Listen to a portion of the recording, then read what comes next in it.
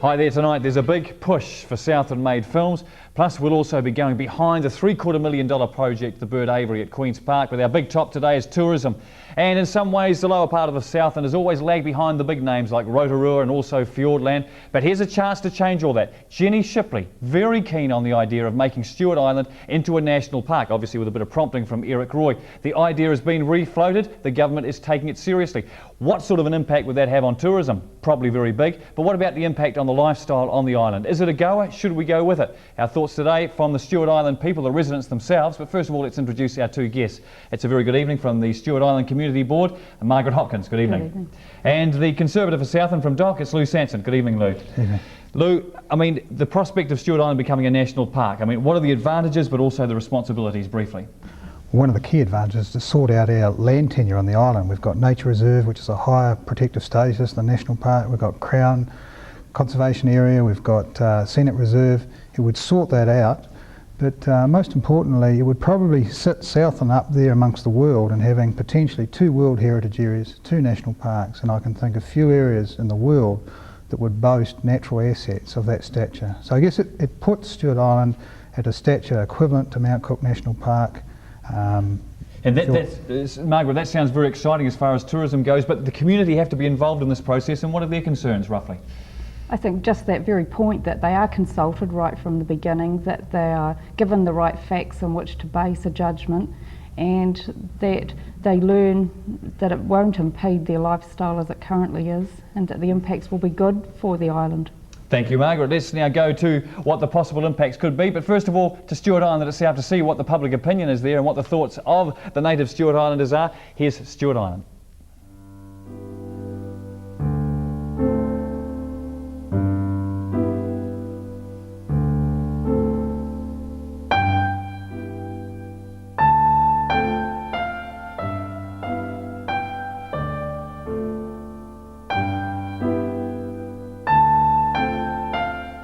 We don't have enough information on what they mean by a national park to really make those decisions. I think we need a lot more information. The local people really need to be talked with and go through before we would even be interested in committing ourselves to some sort of thing like that. There's a lot of issues that need to be resolved if you're talking about a national park. There's issues where the boundaries would be and whether there's Patterson's Inlet's involved in the national park and whether you're going to have concessions for tourist operators and how they see it all in the final outcome. And they're pretty important issues. And of course there's other issues like the Maori issues, and they have to be dealt with as well.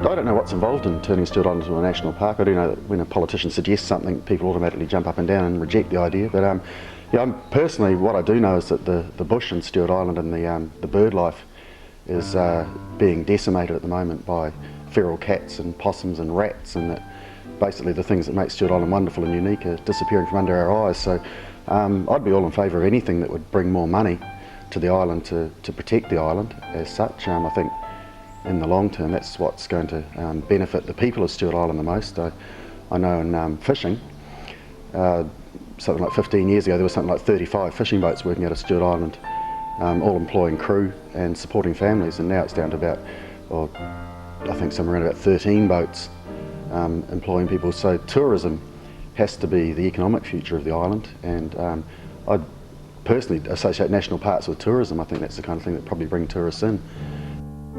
I'm chairman of the Stewart Island Tourism Strategy Committee, and we had identified that as being one of the opportunities available to the island when we developed our strategy, that it would raise the profile for Stewart Island if we were to become a national park. I think that people are more likely to be drawn to a national park than they are to just say a Stewart Island Reserve or some such thing. It's made a huge difference to the Kahurangi National Park area when that became a national park.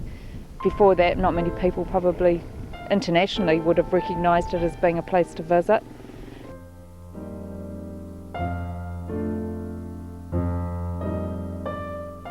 But honestly, I regard it as a national park now. It's administered pretty much. I can't see it changing things for us to a great extent, but it will give us a lot more publicity. I think it's a good idea. I want to see the rules first, but I can't see any reason why it would disturb the way the community works now other than positively. It ought to bring more people here. and from our point of view as a charter operator, it's an added attraction, added incentive for people to come here. National parks,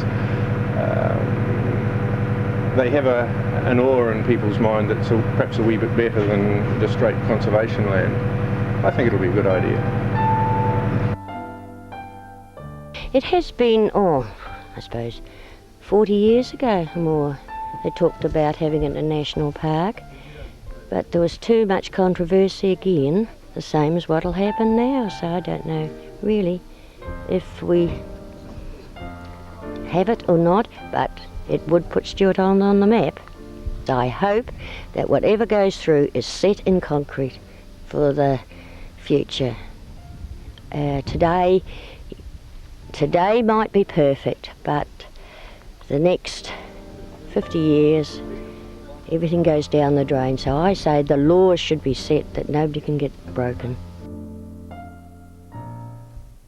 Some absolutely stunning sights there of Stewart Island. Magnificent to watch them there, Margaret, but there are some concerns on the island. What stage are those concerns at? Well, how would you summarise those concerns among people?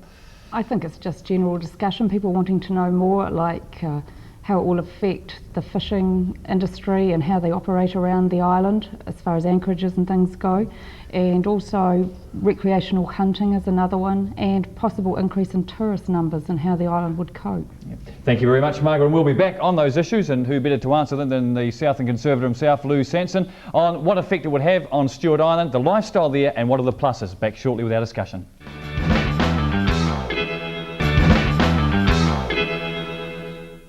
Well, we know that Stewart Island's a national treasure, but it's about to be made official, or could be. The process is being looked at by Jenny Shipley at the moment. Before it does that, the community has to take it all on board, and we've just heard from Margaret Hopkins that there are some concerns. One of the concerns you mentioned, Margaret, was to do with hunting, and that's part of the lifestyle there. What's the concern there from the community? That a lot of the residents make a living from transporting hunters to their blocks, and as well as it being a draw card for bringing people to the island. They're thinking that a change in status may mean higher controls over trying to eradicate the deer. Oh, so we're talking about the white-tailed deer here at Lou Sanson. Is that a protected species, and what effect on the hunting? No, it's not protected, and really the national park status would change the management of that, not an iota really.